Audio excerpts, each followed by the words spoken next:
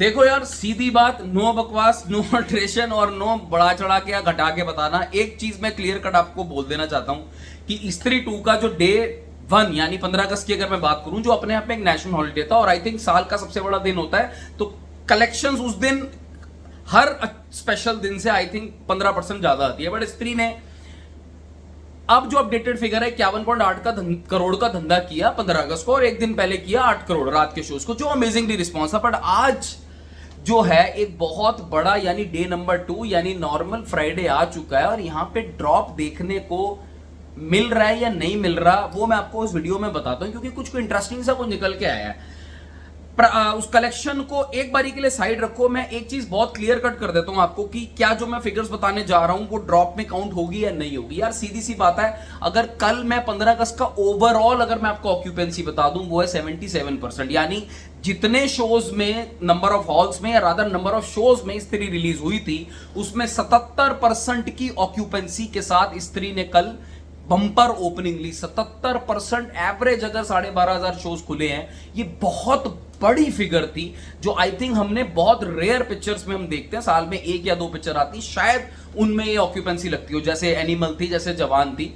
Initial day जवान का ज्यादा था, इवन पठान भी थी कुछ, इवन गदर भी थी। ये सब जो है ना फिगर्स, वो भी 77% बहुत ज्यादा होती है, बिकॉज शोज भी यहां कम है, उनके शोज ज्यादा थे।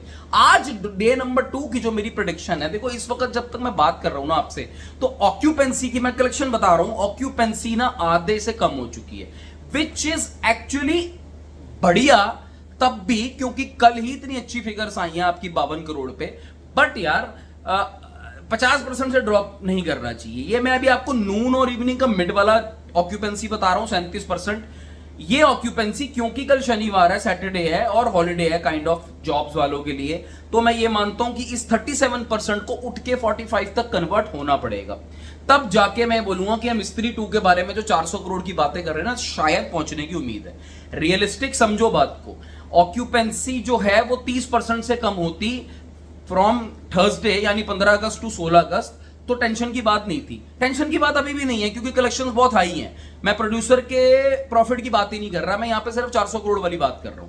मगर आज की अगर मैं ऑक्यूपेंसी लगाऊं तो भाई देखो 17.38 करोड़ अब तक हो चुके हैं, which is good, which is not bad. मगर अब हम और ऊपर की फिगर्स की तरफ हमारा ध्यान है, एक्सपेक्टेशन है, जिस तरीके की कंटेंट है और जिस तरीके की कल रिसीव हुई है मूवी, तो आज मुझे 24 करोड़ जाती भी दिख रही है, नो डाउट। अभी 5-6 घंटे हैं, मुझे जाती हुई दिख रही है, बट माय पॉइंट इज कि रात की ऑक्यूपेंसी 37% से उठ के 45% तक आएगी, तभी इसको मैं मानूंगा कि ये 27-28 करोड़ 29 करोड़ वाली फिगर टच करेगी। उसके बाद ये संडे को हम कुछ उम्मीद कर सकते हैं कि अगेन 50 करोड़ वाली फिगर पे 45, 50, 44 जो भी हो जाए, I think that is a win.